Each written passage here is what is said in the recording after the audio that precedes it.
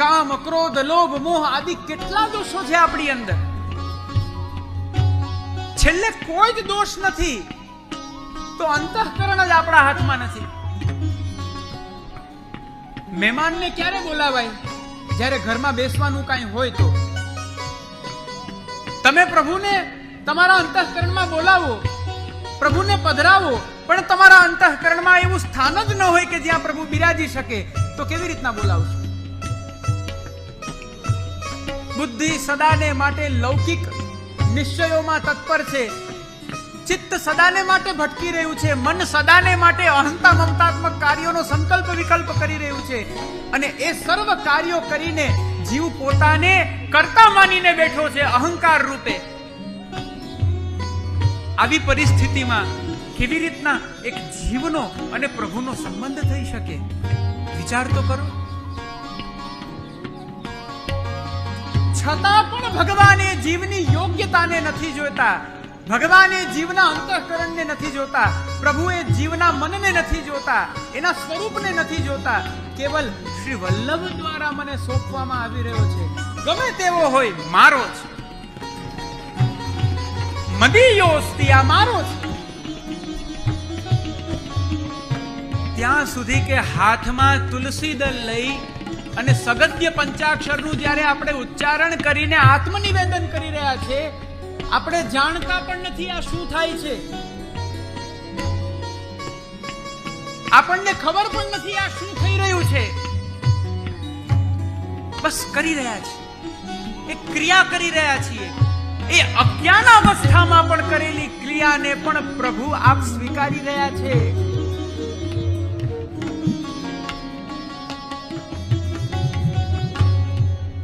આપણા લોકની અંદર એક એવી કહેવત છે કે બિચારાની સ્થિતિ તો જુઓ, ઉથમાં હાથે રોટલો ફેંકો તો પણ બિચારો ખાઈ લે. આવી લોકમાં એક કહેવત છે ને, ઉથમાં હાથે ફેંકેલું પણ લઈ લેશે, કેમ કે એને જરૂર છે. અજ્ઞાન અવસ્થામાં જીવ જાણતો નથી કે હું મહાત્મ્ય નથી, કોના શરણે જાઉં છું, કોને ભજવા જાઉં છું, કોના યુગલ ચરણારવિંદમાં મારું આત્મનિવેદન કરું છું. અરે હું કરી રહ્યો છું એ આત્મનિવેદન છે કે શું એ પણ નથી જાણતો, અને છતાં કરી રહ્યો છે તો પણ પ્રભુ એનો સ્વીકાર કરે છે. ત્યાં લોકની અંદર એ જીવ બિચારો છે કે ઉત્તમા હાથે એને સ્વીકાર કરે છે. અહીંયા પ્રભુ બિચારા નથી હો, અહીંયા પ્રભુ જરા પણ બિચારા નથી.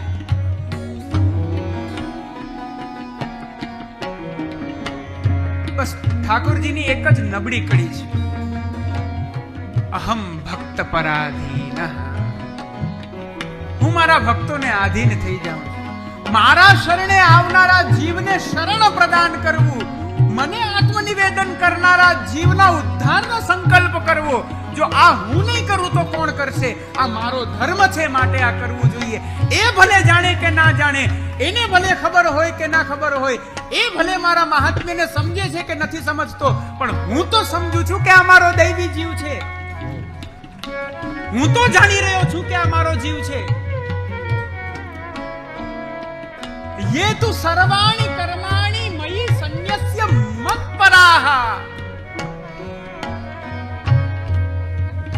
જે જીવ પોતાના સર્વ કર્મોને છોડી, સર્વ કર્મોનો ત્યાગ કરી, બી કર્મ ફલોનો ત્યાગ કરી,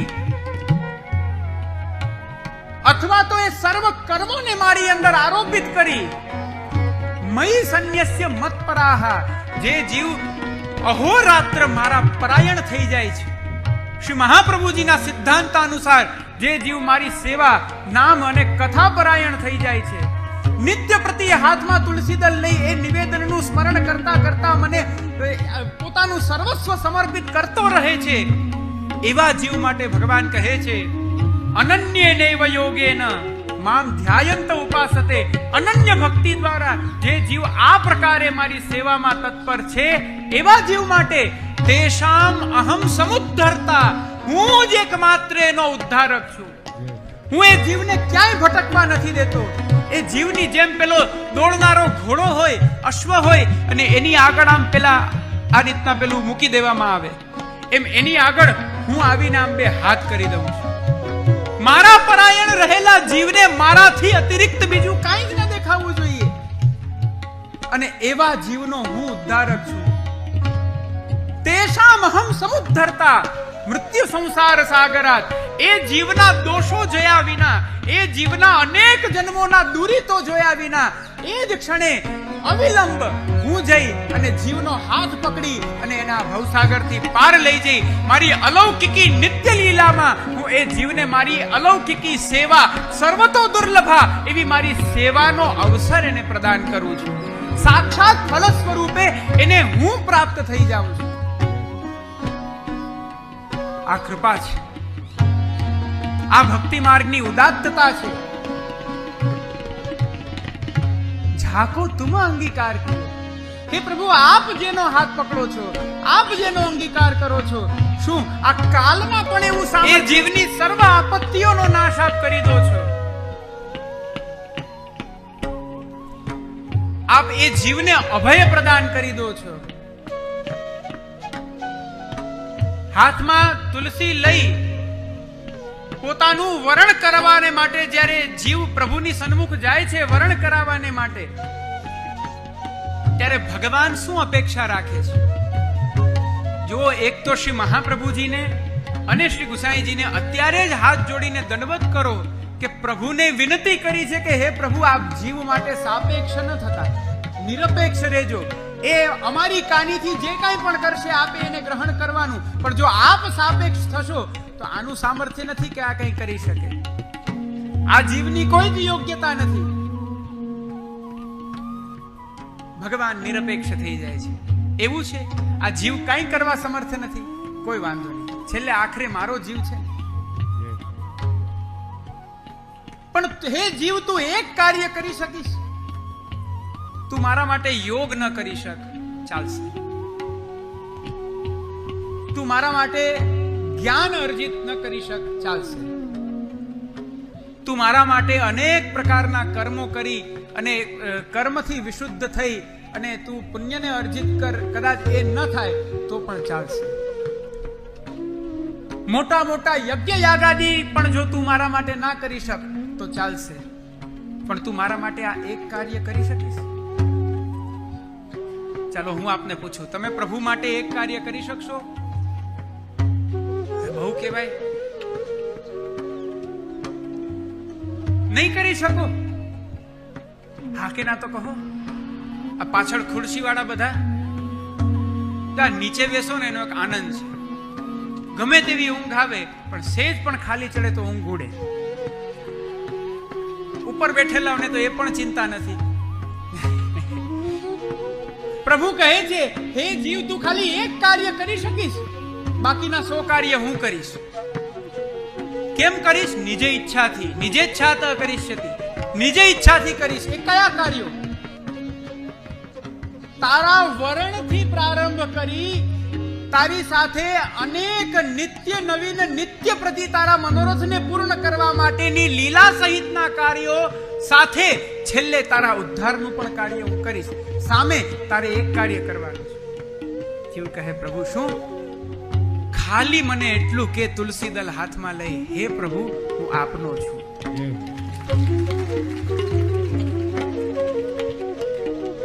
પ્રભુ, હું આપનો છું. હું આપને છોડીને ક્યાં જાઉં? આપનાથી અતિરિક્ત મારી ક્યાં ગતિ હોઈ શકે?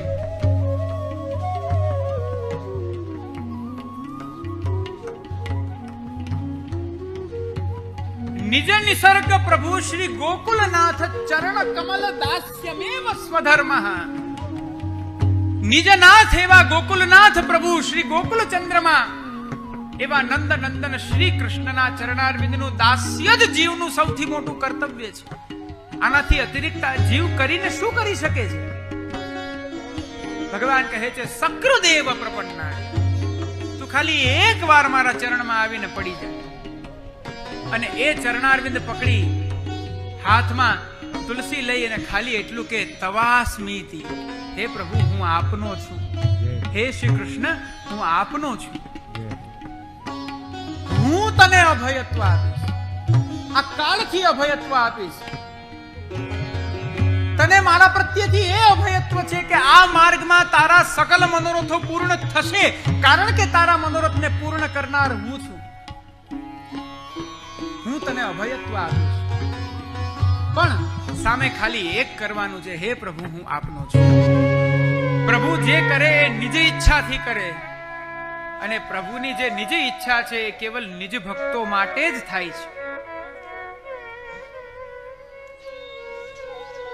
શાસ્ત્રમાં પ્રભુના સંકલ્પ વિકલ્પને બતાવ્યો છે કે ભગવાન સ્વયં કહે છે કે હું જીવ માત્ર પ્રત્યે સમાન છું. મારી સમબુદ્ધિ છે, હું સમતા રાખું છું, સમાનતા રાખું છું, એક વાક્યતા રાખું છું. મારી અંદર એવી વિષમતા નથી કે હું આને સુખ આપું, આને દુઃખ આપું, આને પીડા આપું. હું બધાને સમાન રાખું છું. પણ જે અનન્ય પ્રેમાત્મિકા ભક્તિથી મને સર્વ સમર્પણ કરે છે એ જીવ પ્રત્યે મારો એક અલગ પક્ષપાત છે. કારણ કે હું ભજવા યોગ્ય છું એવું એ હજારોમાંથી એક જ જાણી શક્યો છે. બીજા બધાએ શું કર્યું છે? મારી સાથે તો વેપાર કર્યો છે, અર્થાર્થી સંબંધ રાખ્યો છે, એક વ્યાપાર જ કર્યો છે.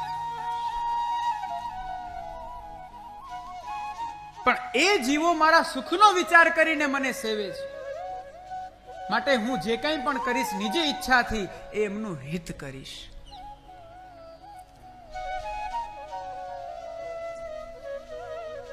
પહેલું હરિ સર્વમ કરીષ્યતિ, ત્યારબાદ બીજું હરિ સર્વમ નિજેચ્છાત કરીષ્યતિ, ત્રીજું આવે છે પ્રાર્થિત એવા તતઃ કિમ સ્યાત. આ ત્રીજો વિવેક.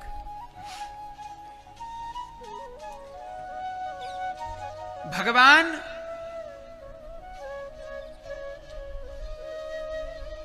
અંતર્યામી છે. જીવોના અંતઃકરણમાં બિરાજીને પ્રભુ સર્વ કાંઈ જાણી રહ્યા છે. એવી પરિસ્થિતિમાં પ્રભુ પાસે પ્રાર્થના કરવાથી શું પ્રાપ્ત થશે?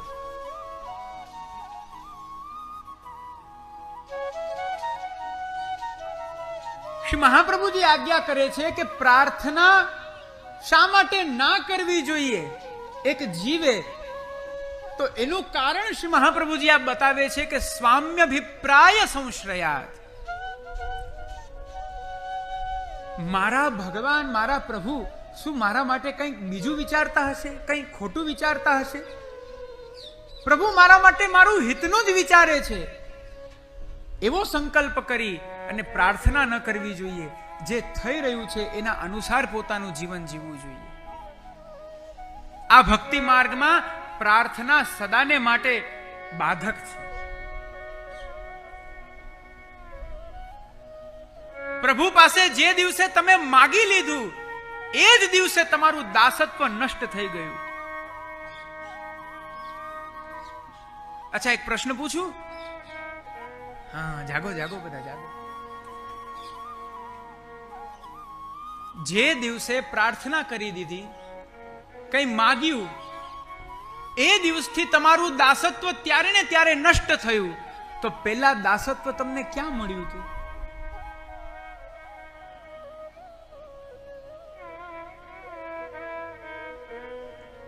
કોઈ જવાબ નહીં. બ્રહ્મ સંબંધ વખતે જ્યારે તમે આત્મનિવેદન કરો છો, આત્મસમર્પણ કરો છો, ત્યારે એ આત્મસમર્પણમાં તમે તમારું સર્વસ્વ જ્યારે સમર્પણ કર્યું છે, તો સર્વસ્વ સમર્પણ કરતી વખતે તમને સહજ રૂપે દાસત્વ પ્રાપ્ત થઈ ગયું છે. આ જ આપણા પુષ્ટિ ભક્તિ માર્ગની વિલક્ષણતા છે.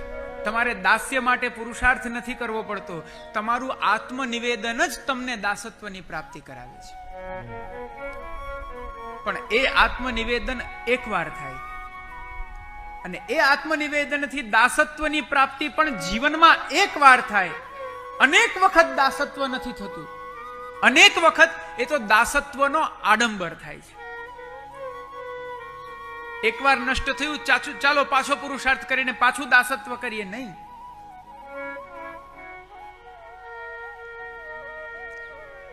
જ્યારે ભગવાન સર્વ સમર્થ છે, સર્વ કર્તુમ અકર્તુમ અન્યથા કર્તુમ સર્વ સામર્થ્યવાન છે, એવા સર્વ સામર્થ્યવાન પ્રભુ જ્યારે નિજ ઈચ્છાથી એક પિતાની જેમ મારું હિત કરવા મારી ઉપર બિરાજે છે, જેમના મારા મસ્તક ઉપર જેમના સહસ્ર હસ્તો વિદ્યમાન છે, આટલું સૌભાગ્ય પ્રાપ્ત થયા પછી પ્રાર્થના કરીને સ્વધર્મ હાનિ કરવાનો શું લાભ?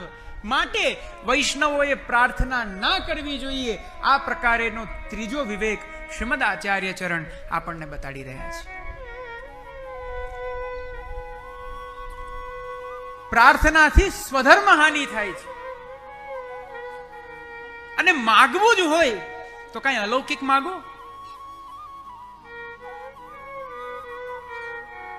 ત્યાં પાછી પ્રાર્થનાની બુદ્ધિ નહીં હોય, ત્યાં પાછી વિજ્ઞપ્તિ હશે. દૈન્યતાપૂર્વક દીનતાપૂર્વક પ્રભુને વિનંતી થાય છે, પ્રભુ કૃપા કરીને આ સુખ અમને પ્રદાન કરો. એ તો પાછો માગવાનો સ્વતંત્ર અધિકાર છે જીવને. પ્રાર્થના ન કરવી, આવું આપણે ત્યાં સિદ્ધાંત પ્રતિપાદિત થાય છે. પણ અલૌકિક વિષય માગવો પણ ખોટું નથી. જો પ્રભુ પાસે તમે કઈ અલૌકિક માગી રહ્યા છો, અલૌકિક પદાર્થ માગી અને ભગવત સુખ માટેનો જો તમે વિચાર કરી રહ્યા છો, તો એ માગવું પણ યોગ્ય છે અને ભગવાન ખુશી ખુશી પ્રદાન કરે છે તમને. પણ મહત્વની વાત એ છે કે અલૌકિક માગી નથી શકતા આપણે. અલૌકિક માગી જ નથી શકતા.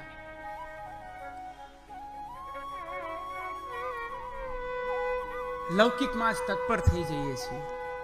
યાદ કરીએ કૃષ્ણદાસ મેઘનનો પ્રસંગ. શ્રી મહાપ્રભુ આપ જ્યારે બદ્રિકાશ્રમ પધારે છે ત્યારે બંને પર્વતની વચ્ચેથી જ્યારે એક શિલા આવે છે, કૃષ્ણદાસજી આમ હાથેથી રોકી દે છે. શ્રી વલ્લભ આપ પ્રસન્ન થયા અને કહ્યું, માગો, હું તમારા ઉપર પ્રસન્ન છું, માગો. કૃષ્ણદાસજી બે હાથ જોડીને કહે છે, પ્રભુ આમ તો માગવું ન જોઈએ, પણ જો આપ આજ્ઞા કરી રહ્યા છો તો હું 3 વસ્તુ માગું છું. સૌથી પહેલા એવી કૃપા કરો કે માર્ગનો સિદ્ધાંત હૃદયારૂઢ થાય.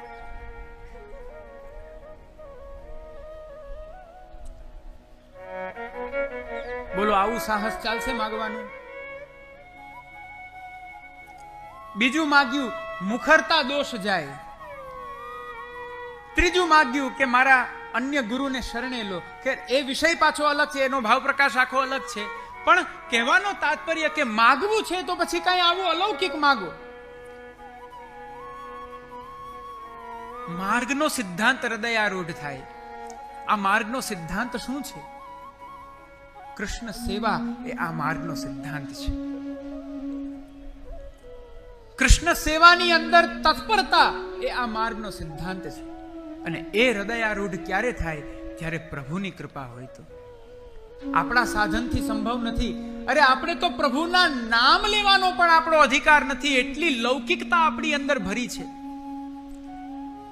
પ્રભુમાં એટલી અલૌકિકતા છે અને આપણામાં એટલી લૌકિકતા છે કે આપણે પ્રભુના નામ સુદ્ધાનો પણ ઉચ્ચારણ કરી શકીએ એવી આપણી પાત્રતા નથી. આ શ્રી ગુસાઈજી આજ્ઞા કરે છે.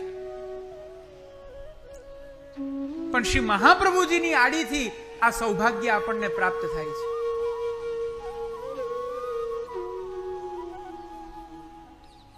નત્વા હરિમ પ્રવક્ષ્યામિ સ્વસિદ્ધાંત વિનિશ્ચયમ. આ માર્ગનો સિદ્ધાંત શું?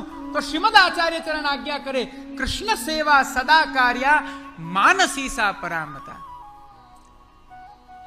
એક વૈષ્ણવે સદા કૃષ્ણ સેવા પરાયણ રહેવું એ આ માર્ગનો ગૂઢતમ સિદ્ધાંત છે. અને એ કૃષ્ણ સેવા પરાયણતા ક્યાં સુધી? આ દેહ પર્યંત, જ્યાં સુધી આ શરીર છે ત્યાં સુધી.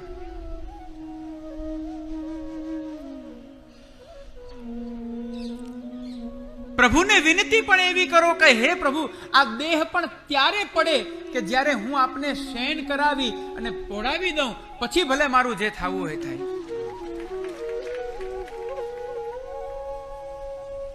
અને જો સેવામાં હશો ને તો કાલ પણ બાધા નહીં કર્યો. તો પેલો ડોકરી વાળો પ્રસંગ છે ને, 8 વાર કાલને મોકલ્યો છે. આ સામર્થ્ય એક વૈષ્ણવનું છે. આ એક વૈષ્ણવનું સ્વરૂપ છે.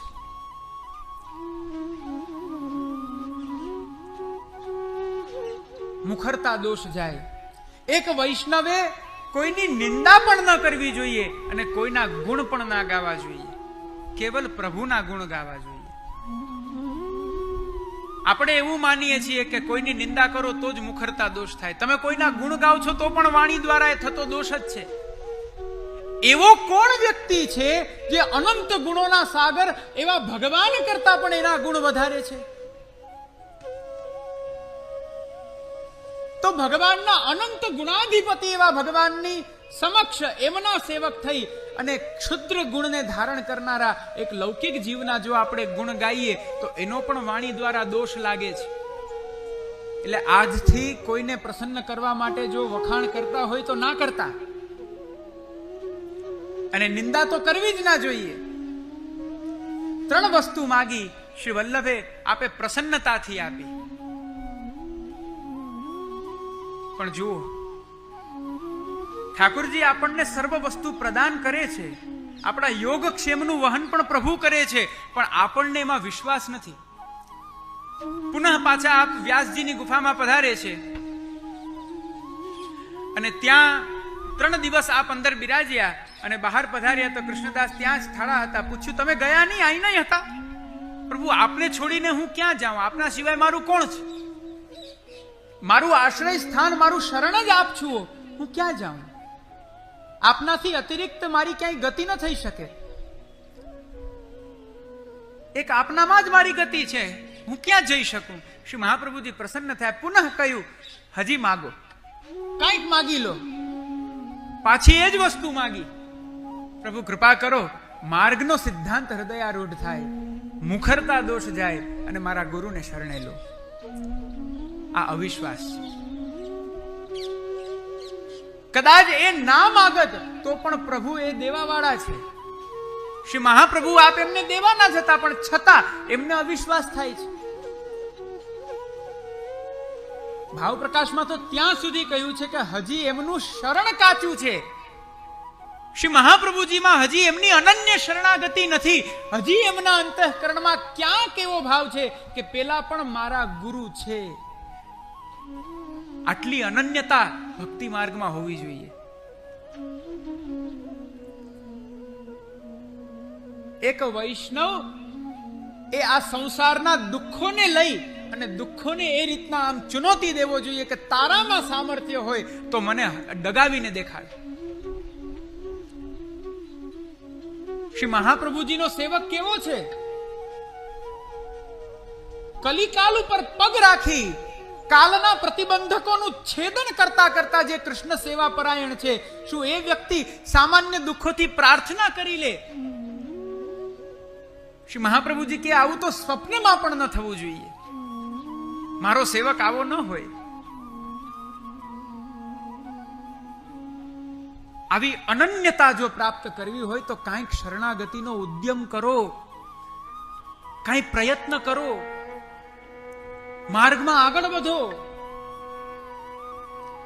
સાહિત્યમાં બહુ સરસ એક કહેવત છે, ઉદ્યમે નહીં સિદ્ધ્યંતી કાર્યાણી ન મનોરથૈ. જો કઈ કાર્યની સિદ્ધિ જોઈએ છે, જો કઈ ફળ જોઈએ છે તો પુરુષાર્થ ઉદ્યમ કરવો પડે. ત્યાં ઉદાહરણ આપ્યું કે વનનો રાજા સિંહ છે, નહીં સુપ્તસ્ય સિંહસ્ય પ્રવિશંતિ મુખે મૃગાહ. સિંહ તો વનનો રાજા છે, અને રાજા હોય તો રાજાને ક્યાંય રસોઈ બનાવવા જવું પડે? આવું ક્યાંય સાંભળ્યું છે? રાજા પોતાના રાજ્યમાં બેઠો હોય અને કોઈ રસોઈયા છે નહીં તો એને રસોઈ કરવા જાવી પડે, એને પોતાની થાળી પીરસવી પડે. આવું ક્યારે થાય? કેટલા લોકો એની આસપાસ હોય, પણ આ લોકની અંદર સંભવ છે, જીવનની અંદર સંભવ નથી. સિંહ વનનો રાજા છે, વનનો રાજા હોવા છતાં પણ જો એ સિંહ સૂતેલો રહે તો એના મુખમાં આવીને મૃગ વગેરે આવીને એનું એમ નહીં કે અમે તારું ભોજન બની જઈએ. એના માટે એને પણ ઉદ્યમ કરવો પડે છે. આ ભક્તિ માર્ગમાં શ્રી મહાપ્રભુજીનો સેવક સિંહ સમાન છે, અને સિંહ સમાન હોવાથી એને બધું જ તૈયાર મળ્યું છે. નામ નિવેદન શ્રી વલ્લભે કરાવ્યું, ભગવત સેવા શ્રી વલ્લભે પધરાવી આપી. કઈ જાણતો નતો તો સેવાની રીત બતાડી. સેવા રીત પ્રીત વ્રજ જનકી જનહિત જગ પ્રગટાઈ. એ સેવા રીત બતાડી, પણ છેલ્લે ઉદ્યમ એ શરણાગતિ પૂર્વક સેવા કરવી તો જીવને પડશે કે નહીં?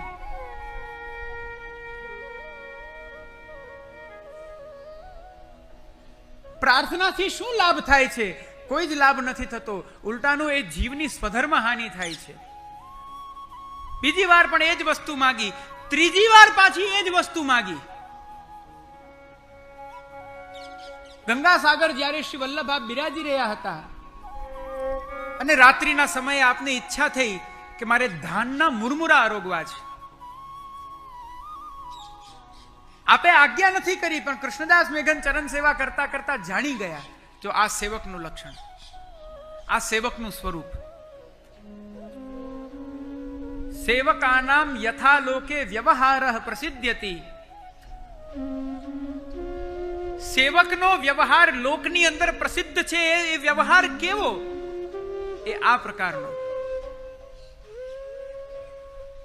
પ્રભુ જો આપણને કહે કે હે જીવ, તું આમ નહીં ને આ પ્રકારે મારે આ જોઈએ છે, તું આ મને પ્રદાન કર, તો ખરેખર એક સેવક ઉપર એ ધિક્કાર કહેવાય. સેવક તો એ છે કે સ્વામી કહે પણ નહીં અને કેવલ એના મુખને જોઈને એ જાણી જાય કે મારા સ્વામીને અત્યારે આ આવશ્યકતા છે. એ સેવક છે. કૃષ્ણદાસજી જાણી ગયા.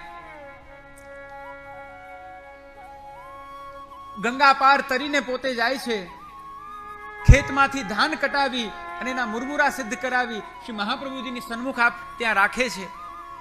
શ્રી વલ્લભને જગાડીને નિવેદન કરે છે, પ્રભુ અરોગો, આપની ઈચ્છા હતી ને.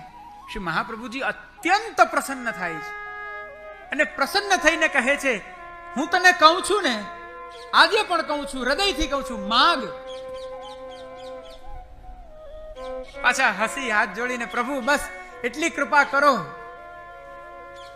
માર્ગનો સિદ્ધાંત હૃદયારૂઢ થાય, મુખરતા દોષ જાય અને મારા ગુરુને શરણે લો. શ્રી મહાપ્રભુજી કે, અરે જીવ કહા કરી માંગી જાને. આ માગી માગીને પણ જીવ શું માગી લેવાનો છે? અને એને માગતા પણ નથી આવડતું. ચાલો ભગવાન દેવા તૈયાર થાય ને તો તમને માગતા નહીં આવડે. આ વાત પાકી છે. એમ અકાટ્ય વાત છે. આની કાટ જ નથી, અમોઘ વાક્ય છે. પ્રભુ પ્રકટ થઈને કહેશે, માગો, તમને માગતા જ નહીં આવડે. શું માગશો?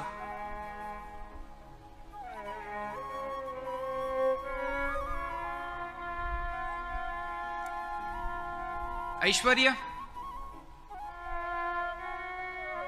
સંપત્તિ, સુખ, વંશ સમૃદ્ધિ, આયુ વૃદ્ધિ? પ્રભુ પાસે પ્રભુને માગો.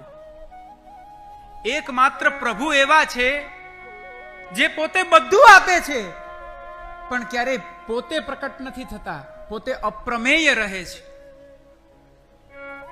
પણ શ્રી મહાપ્રભુજીના સેવકમાં એ સામર્થ્ય છે કે અપ્રમેય એવા ભગવાનને પણ એ પ્રમેય રૂપથી જાણી એને પ્રાપ્ત કરી લે છે.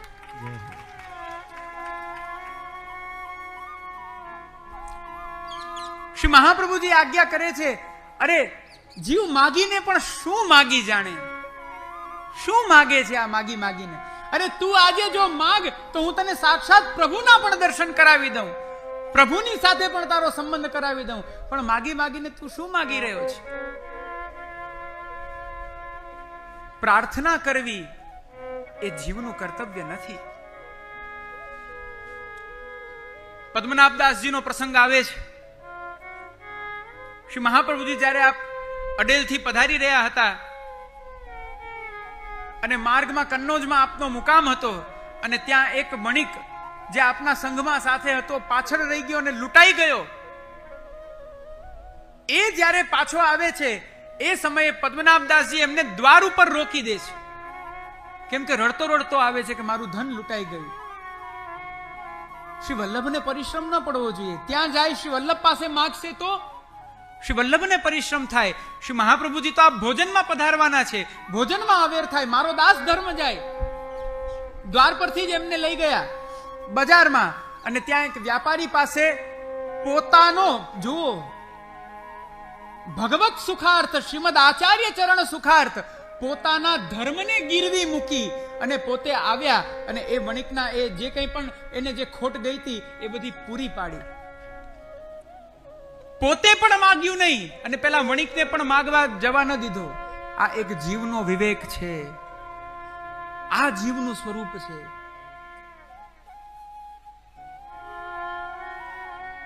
પ્રાર્થિત એવા તતઃ કિમ સ્યાત, પ્રાર્થનાથી શું પ્રાપ્ત થશે? કંઈ જ નહીં થાય.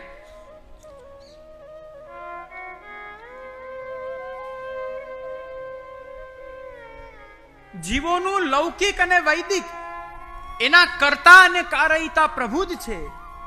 તમારે પ્રાર્થના કરવાની કોઈ જ આવશ્યકતા નથી.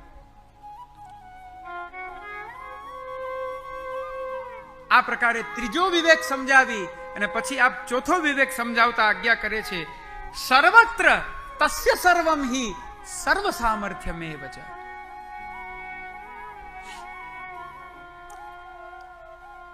શા માટે પ્રાર્થના ન કરવી જોઈએ? તો કહ્યું સર્વત્ર પ્રભુ છે.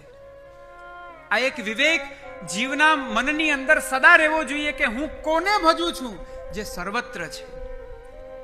તસ્ય સર્વમ હિ સર્વ સામર્થ્યમ, જે સર્વત્ર છે અને જેનું સામર્થ્ય સર્વત્ર છે, જે સર્વભવન સમર્થ છે, જે કર્તુમ અકર્તુમ અન્યથા કર્તુમ સમર્થ છે, એવા પ્રભુનું શરણ મને પ્રાપ્ત થયું છે.